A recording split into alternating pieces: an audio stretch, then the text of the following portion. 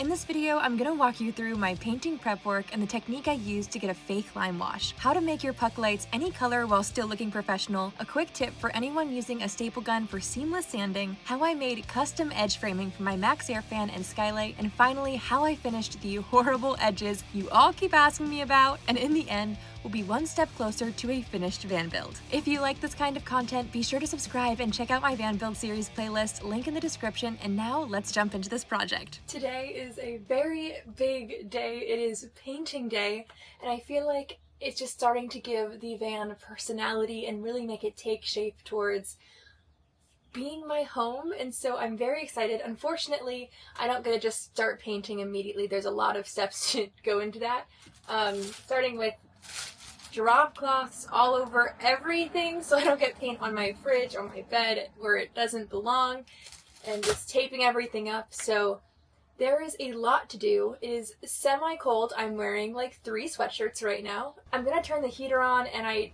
it's always cold and it's always windy, and it's gonna rain almost the rest of the week since this was really the only day I could do this, so we're gonna try to make it work. Or we're going to do. Today we're going to do, because as Yoda said, do or do not, there is no try. We are doing today. They say prep work is 90% of any painting job, and that is something I absolutely can attest to. Unfortunately, it was a very windy day, which was not ideal for these drop cloths, but it was important I kept all of the doors open, and I even turned on my Max Air fan to add more ventilation. Alright, so step 2 is to put on this stainable wood filler, and then let it dry, and then sand it all down, and then I'm going to resand all of the walls until they're really smooth and just ready for painting. I actually usually used the tub kind of wood filler, and I found that even though I thought I was snapping on the lid fully, it always seemed to dry out really quickly, and I just started using this one instead, and I like this one so much better because the lid just goes on fully tight and it has not gotten dry no matter how long I've had this tube, so this is my new go-to. When installing the ceiling, I used a staple gun to reinforce these plywood sheets, and I put tape in every spot before I used the staple gun, and now I'm going back where the staple is with wood filler. This little trick makes sanding the holes 100% easier and cleaner and less noticeable in the finished paint job. After the wood filler dried for about 2 hours, I went back and peeled off the tape, and all that is left of the wood filler is this tiny, easy to sand spot. Yeah, maybe some gloves would have been smart. I feel like my hand's turning into Pinocchio. Now, I just have to figure out a trick for the huge lines. These don't matter over here because they're going to be in the upper cabinets, and no one's going to care about the upper cabinets. No one's going to open my upper cabinets and be like, there's lines here. There's disgrace. Take a note of this. Dishonor on you. Dishonor on your cow. Like, no one's going to do that. Probably. Next, I snapped out all of my puck lights and taped off the edges that I don't want to get paint on.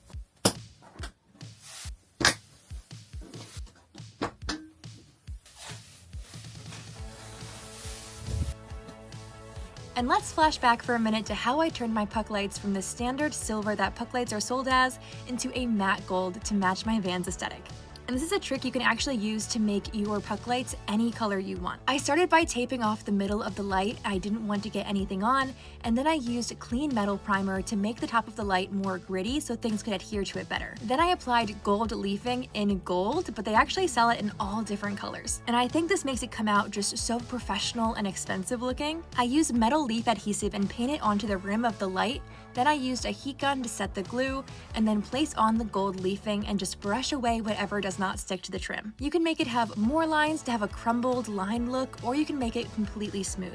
I found adding the metal leaf sealant gave it the complete smooth look, but I kind of liked the cracked, crumbled look, so I tried for that more often than the smooth look. When I was painting the walls in the van, I wish I would have taped the lights with little bags over them when painting, because I got paint on one of them and it did not want to come off. Okay, so this is 007. I'm just kidding. 600. P600 sandpaper, and it makes just the walls super smooth. I didn't do this in my last van, and then all of the wood was like coarse the whole time. So this is gonna make it feel really professional and clean and nice. I think it's time to start sanding the ceiling down. I want to wear a mask and glasses because it falls down into my eyes and gets everywhere. I'll probably put on my painting shirt too, just to stay clean. Do you know what this mask always reminds me of, even though it's hot pink? I feel like it's like the girl version. You think the darkness is your ally. You merely adopted the dark. I was born into it, molded by it. I didn't see the light until I was already a man. And by then the light was nothing but blinding.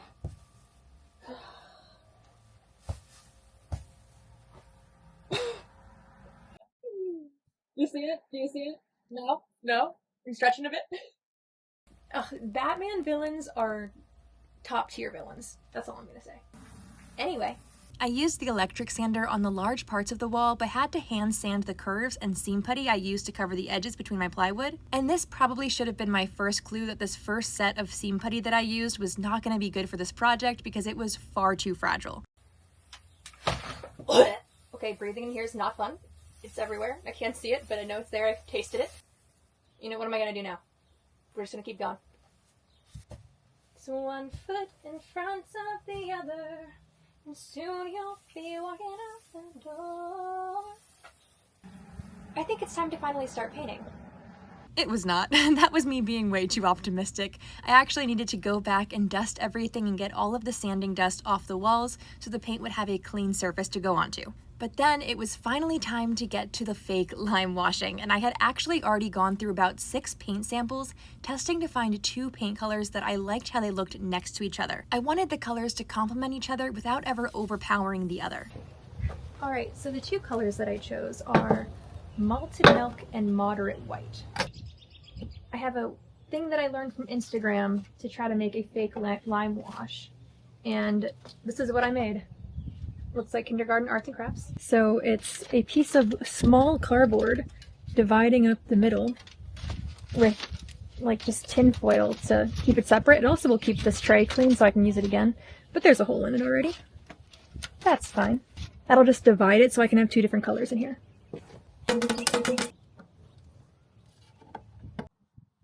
This is the malted milk, and I want to use less of this one because it's the darker color than the light one, so I'm going to put it in the smaller side.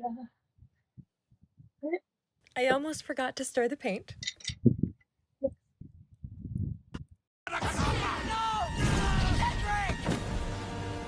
Oh, it's chunky. Is paint supposed to be chunky?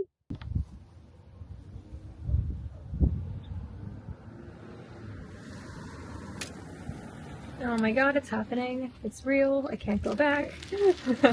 And the type of paint that I chose was Valspar Signature Indoor Paint and Primer. Nothing too fancy. I kind of went for in the middle of the road with the price. I didn't want to get the cheapest one, but I did want like scuff shield.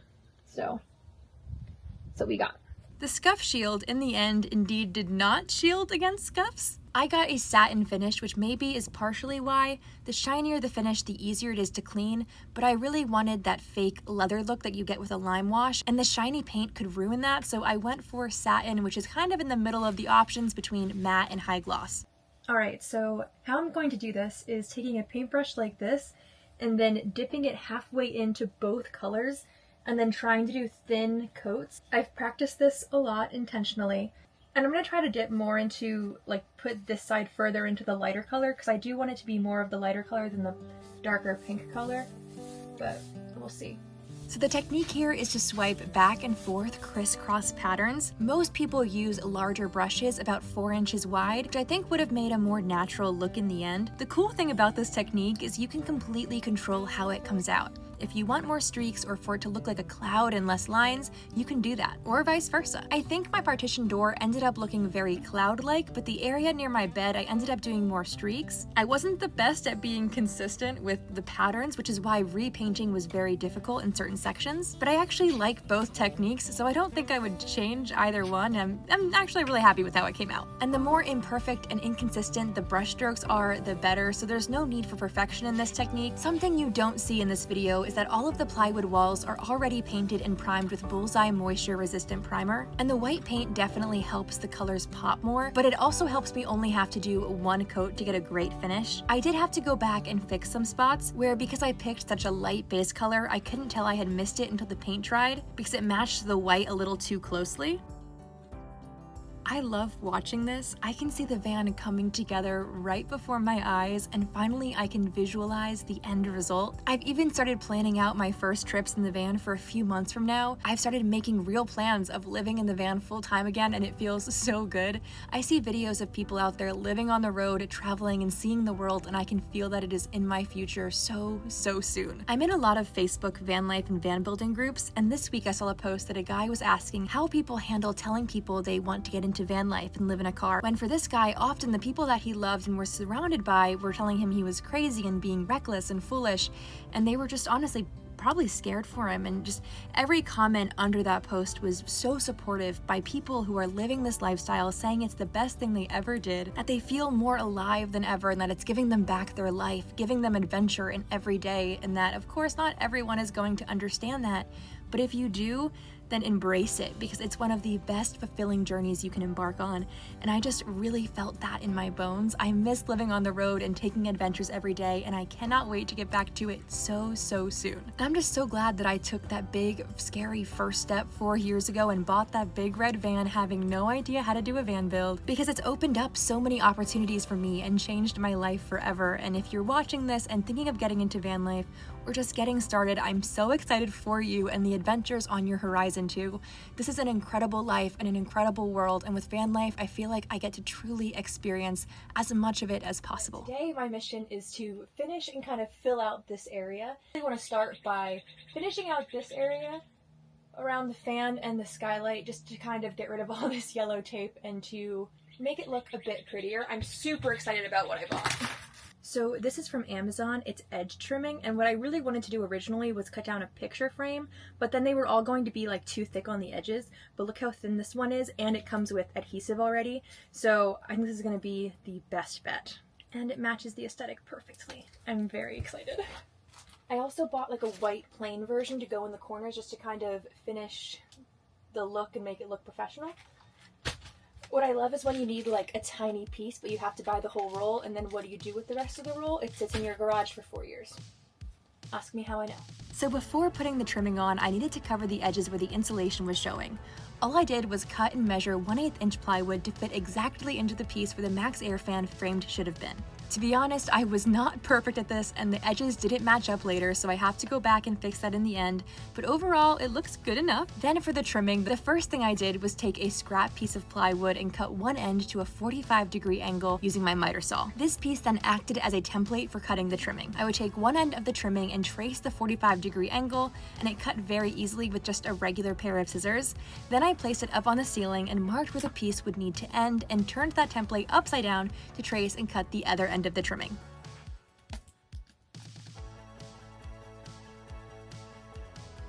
Then I taped up that piece to the roof as a reference guide for the next piece. I did this matching up each new piece to the last one until I had the full fan framed. Then I went back and peeled off the adhesive and stuck it to the ceiling. However, after about a day of driving, it started to peel off in certain sections, so I decided in the end to go back with a staple gun and just make it even stronger, and with that, it's been up there for weeks and never gone anywhere, and I love how it turned out.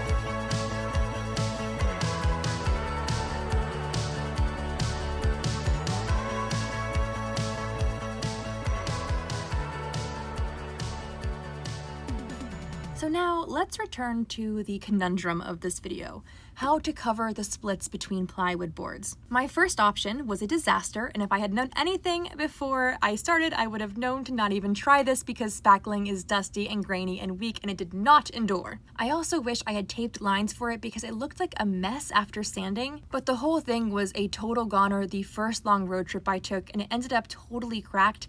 I thought about giving up and covering the long lines with the trimming, but it just ruined the vibe I was going for, and I loved how it looked when it was curved and seamless. So I went back to the drawing board and found flexible spackling, so we'll see how that holds up next. If anyone has any better ideas in the comments, let me know. I found a comment from a few weeks ago with someone mentioning using Bondo, which could be what I try next. I've been talking to people who've built vans before, and they've told me that a lot of people do these curves and they just all end up cracking over time.